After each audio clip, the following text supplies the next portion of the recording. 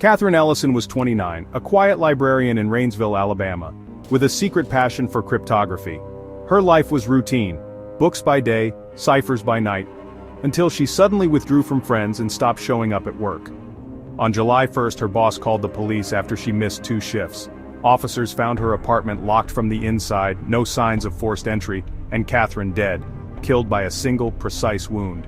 The scene was eerily clean, her laptop and phone wiped as if someone wanted to erase her existence, but they missed one thing: a leather-bound journal on her nightstand, filled with a complex cipher only Catherine could read.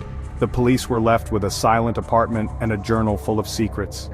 Rainsville wasn't used to this kind of calculated violence. The locked door, the wiped electronics, the coded journal, it all pointed to a killer as meticulous as Catherine. The question wasn't just who killed her, but why. What secret was so dangerous it required her death and the erasure of her final days?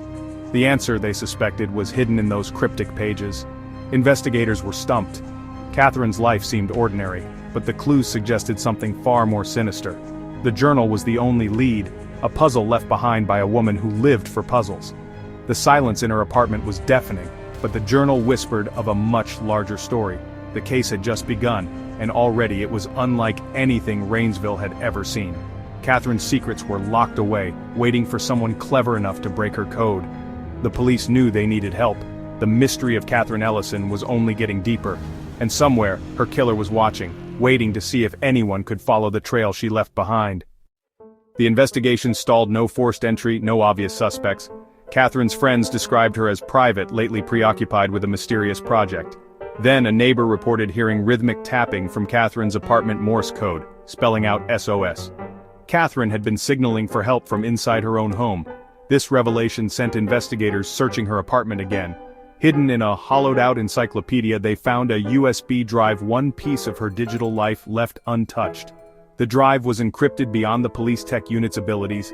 Desperate, they contacted Dr. Alistair Finch, Catherine's former cryptography professor. They sent him the files, hoping he could break her code.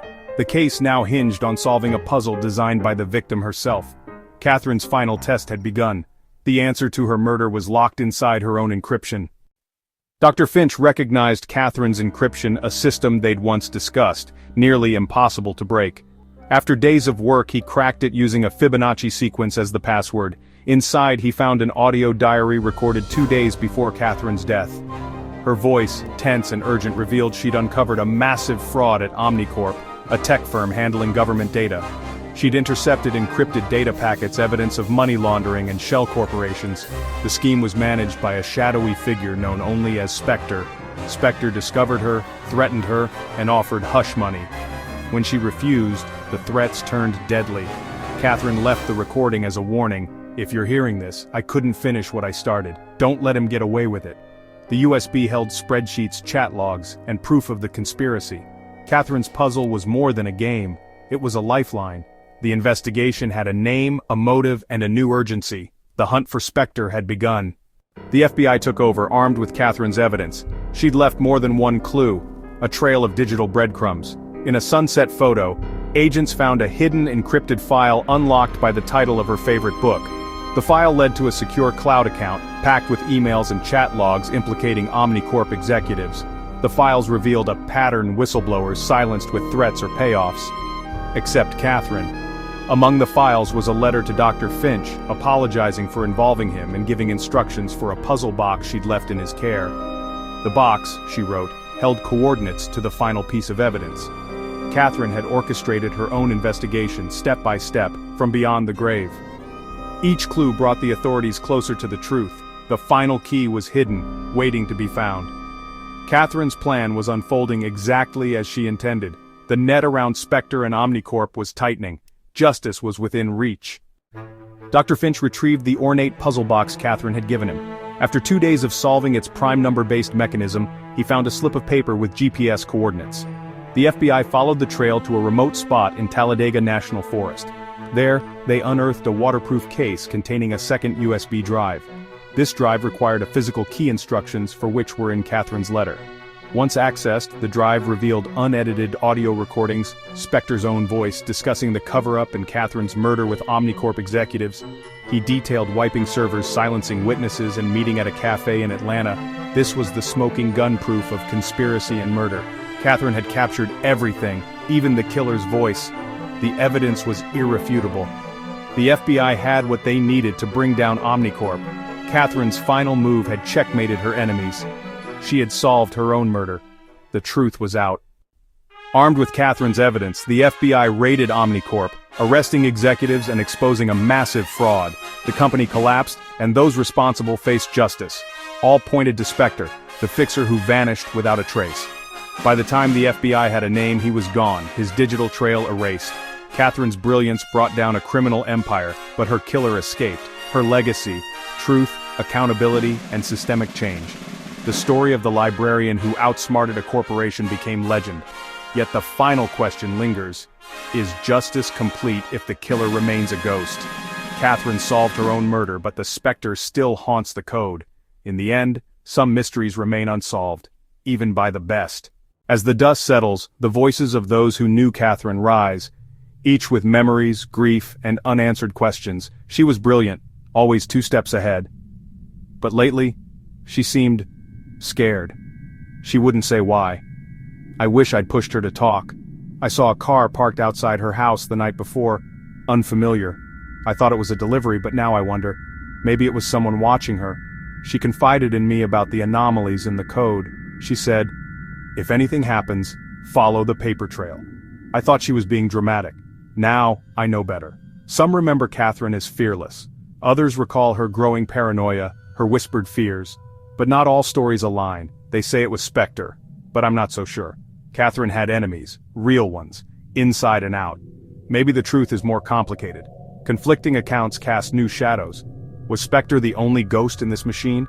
Or does another threat still linger, hidden in the code and in plain sight? In the end, Catherine's story is pieced together from fragments: love, suspicion, regret. The truth is tangled, unfinished. Some questions demand answers, others, only time will tell. Visual stark police interview room, a single overhead light casting long shadows. Audio waveform pulses on screen as voices play. Detective, firm, measured. Let's go over it again. When was the last time you saw Catherine? Friend, voice trembling. It was late. She was leaving the office. She looked back like she thought someone was following her. I should have walked her to her car. Visual, cut to waveform, static crackle as the next voice enters. Detective, did she mention anyone? Any threats? Colleague, evasive. She mentioned errors in the system. She said, "Someone's rewriting my lines." I thought she meant code. Now I don't know. Detective, sharper. Did you see anything unusual? Colleague. There was a file on her desk, marked, "For emergencies only." I didn't look inside. 911 operator 911, what's your emergency? Caller, frantic whisper. There's someone outside Catherine's house. They're just standing there, not moving. 911 operator, can you describe them? Caller, too dark. But wait, they're gone. Just vanished. Detective, do you believe Catherine was targeted? Friend, voice cracks. Yes, but by who? It felt like someone was always listening, watching. These fragments, tense silences, ambiguous answers reveal little and yet so much. In every hesitation, a secret. In every denial, a possible truth. The answers are there, somewhere in the static, but for now they remain just out of reach, echoing through the shadows, waiting to be found. In the sterile glow of the forensics lab, a chilling discovery. Among the jumble of Catherine's belongings, a set of fingerprints, unlike any in the database.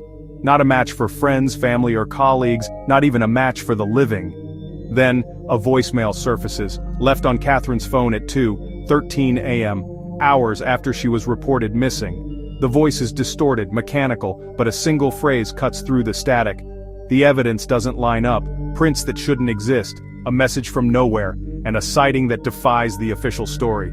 Each piece raises the same question. If Catherine wasn't alone that night, who or what was with her? The truth is shifting. And with every answer, the shadows only deepen. A flicker of fluorescent light. Gloved hands sort through the remnants.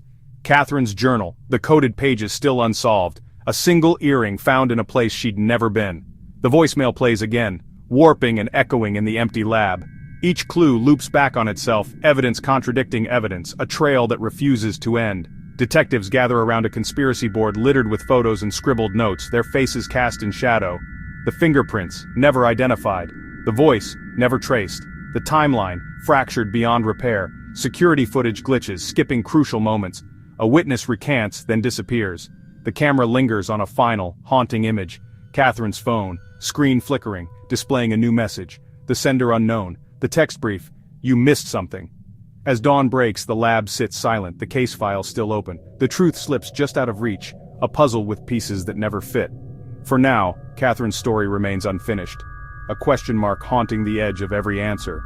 Was it a perfect crime, a digital phantom, or something else entirely? The only certainty, the shadows still hold their secrets. Fade to black. The case file is far from closed. As the sun rises, a fresh wave of witness statements lands on the detective's desk, each transcript a thread pulling at the edges of Catherine's story. A shaky voice crackles through the police recorder. She was scared. She told me someone was following her after work, not just online, outside her apartment. I told her to go to the police. She laughed, said they wouldn't believe her. Cut to the interview room. A detective's voice, low and probing. "Why didn't you say this before?" "Because I didn't want to be next." A new transcript. Timestamped 3:17 a.m. I saw her with him. The man from the security footage. They argued. I couldn't hear what about. But she was crying. He left in a hurry. I thought it was personal. "Can you identify him?" "I think he works here." IT department. The camera pans over a list of names. One circled in red. Another voice. Brittle and breaking. Catherine found something. Something about the project. She said if anything happened to her to check the backup drives. I tried. The files were gone. Detectives trade glances. Motives sharpen. Alibis fray. A heated exchange. "Why did you erase the tapes?" "I didn't. Someone used my login." "Check the logs. I wasn't even here." "Then who was?" "I don't know. But Catherine did. She left me a note. It's missing now." The evidence board grows crowded. New faces, new secrets. Some witnesses contradict themselves. Others reveal hidden grudges, secret affairs, debts unpaid. Beneath every denial, a pulse of fear. In the silence after each interview, the detective's frustration grows. The truth is tangled in lies, motives buried under years of resentment, envy, and betrayal. As the last transcript ends, the camera lingers on the detectives, faces drawn, eyes haunted. The investigation isn't just about what happened to Catherine. It's about everyone who stood to lose, or gain, if she disappeared. The static on the tape is louder now, the shadows, deeper. And somewhere, just beyond the reach of the truth, the real story waits to be found. In the early hours, as detectives sift through the mounting evidence, a tech expert calls them over to Catherine's old apartment. There, behind a loose panel in the living room wall, he's found something chilling. A tiny wireless camera, its red light blinking in the darkness. The device wasn't part of the building's security system. It's been recording for months. Cut to the detectives watching grainy footage on a laptop. The camera's view is fixed on Catherine's desk. Night after night it records her late work sessions, her anxious glances at the door, her whispered phone calls. But then, the footage skips. A shadowy figure enters the frame, face obscured, moving with practiced ease.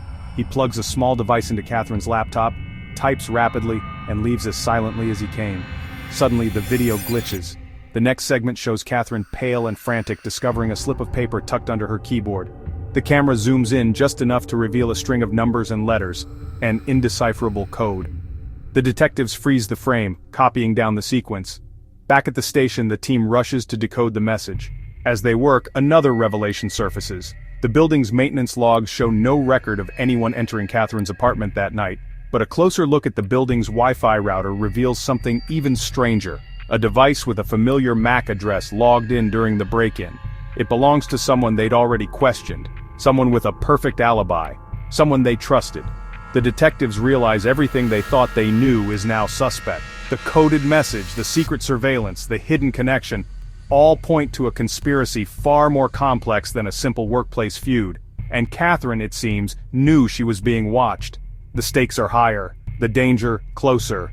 The investigation has crossed a line, from a search for truth to a race against an enemy who's always one step ahead. Behind every piece of evidence there are lives unraveling. Detective Ramirez sits alone in his dimly lit kitchen staring at a faded family photo. The weight of Catherine's case presses on his shoulders, his hands trembling as he replays the footage in his mind. His phone buzzes, his daughter's text goes unanswered. he's haunted by the fact that while chasing justice, he's become a stranger in his own home. Cut to Catherine's sister Lauren, clutching the coded journal. She flips through the pages, tears slipping down her cheeks as she recognizes Catherine's handwriting, once a symbol of hope, now a cipher for loss. In a moment of raw grief, Lauren lashes out at Detective Ramirez during a late-night interview. "You promised you'd protect her!" she cries. The detective, voice cracking, admits, "I thought I could. I was wrong." Meanwhile, tech expert Jamie sits in a cluttered office, poring over security logs. We see flashes of Jamie's past, her own brushes with online harassment, the reason she joined the force. The case has dredged up old fears, and as she isolates frame after frame, she wonders if she's risking more than her career. Back at the station, Detective Lee stares at the suspect's file. He's reminded of his own brother, who once walked a dark path. Lee's hands clench as he considers the possibility of betrayal within their ranks. In a rare moment of candor, he confides in Ramirez, "What if we're not the heroes in this story?" The camera lingers on a montage evidence board, sleepless nights, unanswered calls, and the silent ache of those left behind. Each character faces the truth. The case isn't just about Catherine anymore. It's about their own secrets, regrets, and the lines they're willing to cross. As dawn breaks, the team gathers. There's a new resolve in their eyes. Vulnerabilities laid bare, alliances tested, the investigation has become personal. And with everything on the line, none of them will ever be the same. The climax looms. Justice is no longer just a goal, it's a reckoning. It's just past midnight when everything finally comes together. In the evidence room, Detective Ramirez, Lauren, Jamie, and Detective Lee stand side by side, the weight of sleepless nights etched into their faces. The coded journal lies open on the table, next to a stack of decrypted emails and surveillance screenshots. Jamie's voice breaks the silence. The last piece of the puzzle wasn't in the footage, it was in the metadata. She clicks through frames, highlighting a hidden file embedded in a video, time-stamped the night Catherine disappeared. The file reveals a chilling confession. The killer is not an outsider, but someone within their own department. Officer Grant, a trusted colleague who manipulated evidence to cover his tracks. Lauren's breath catches. The room fills with disbelief, then determination. Detective Lee, voice steady but eyes rimmed red, reads aloud the damning texts Grant sent to Catherine, threats hidden behind polite words. Ramirez, shaking but resolute, places his badge on the table, then picks it up again. "We finish this, for Catherine, for all of us." A montage follows. Grant's arrest, the team's testimony in court, Lauren's tearful acceptance of justice finally served. Jamie stands outside the courthouse, sunlight on her face, no longer haunted by shadows.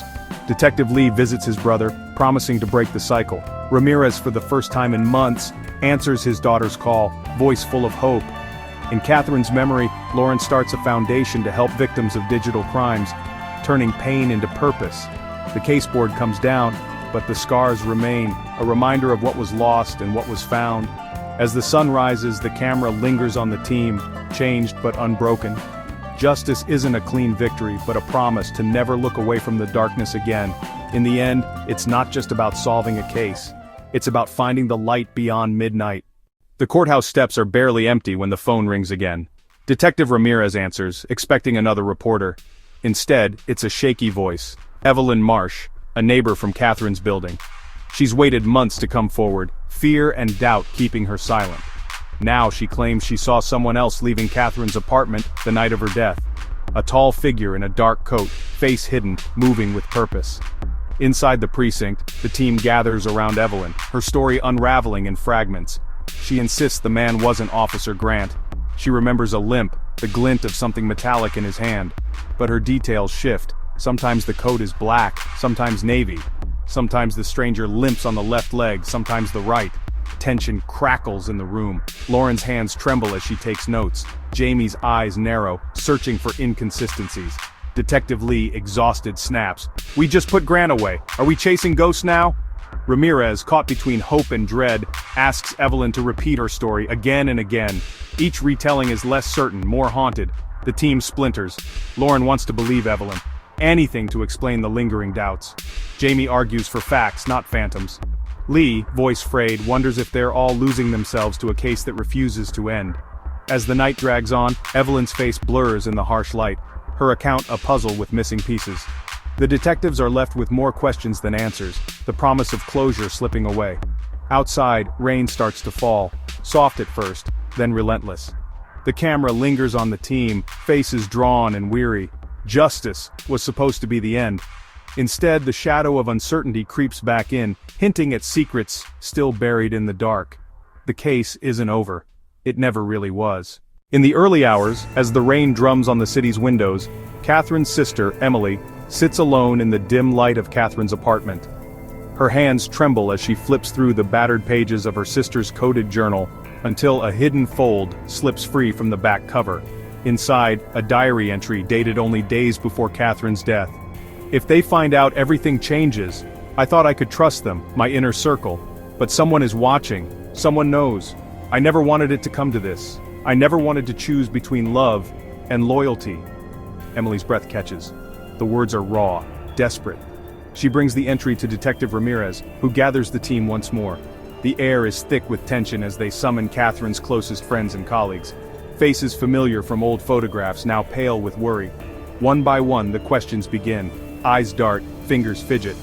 Lauren reads the entry aloud.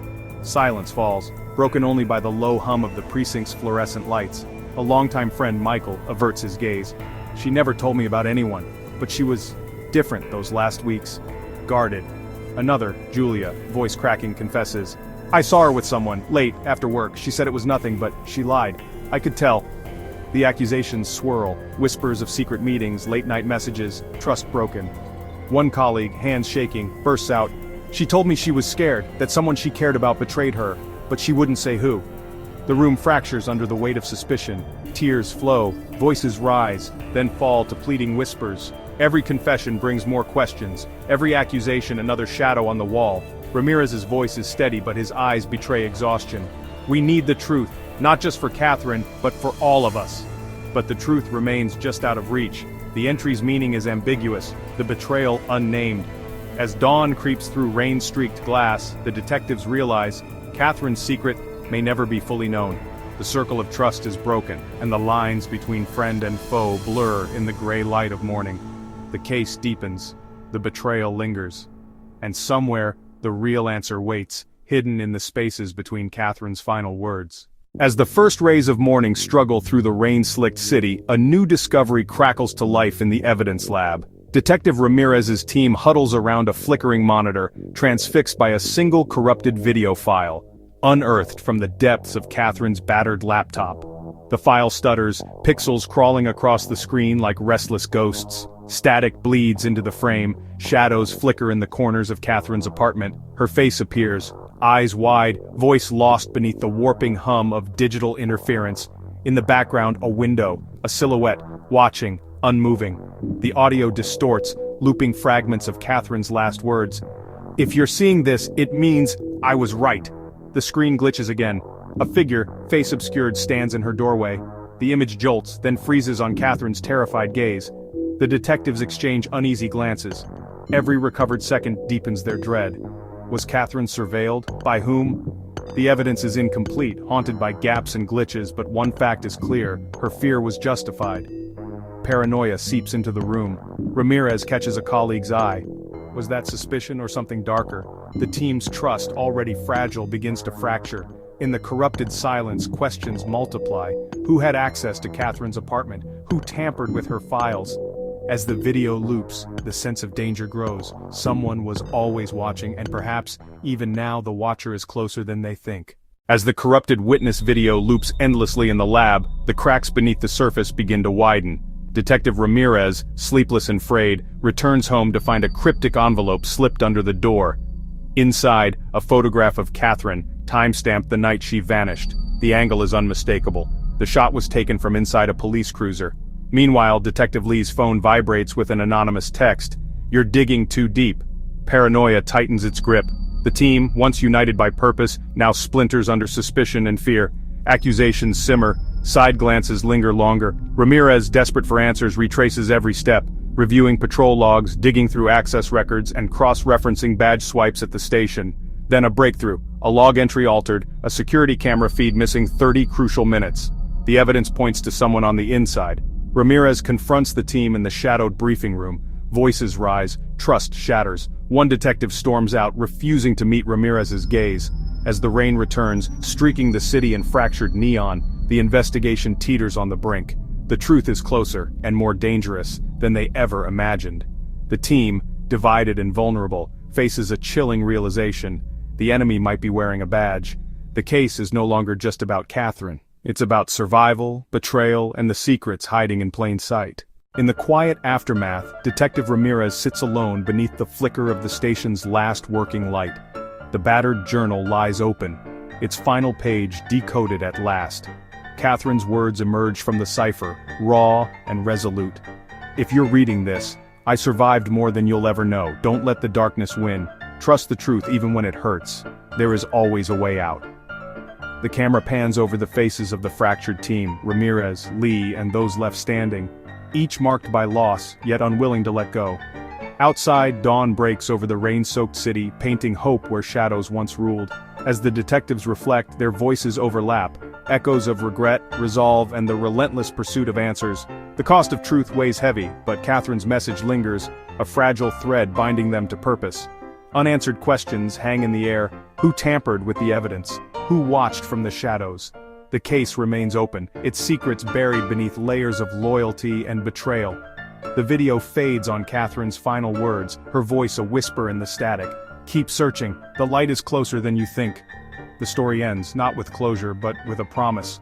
One last glimmer in the darkness, daring us to look deeper.